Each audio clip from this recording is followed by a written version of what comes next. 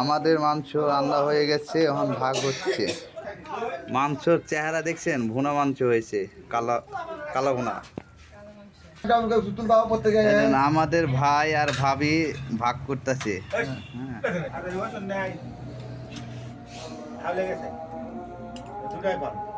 না না, ওপার দিয়েছে না, আবেগে খাওয়াবে খান খান। আচ্ছা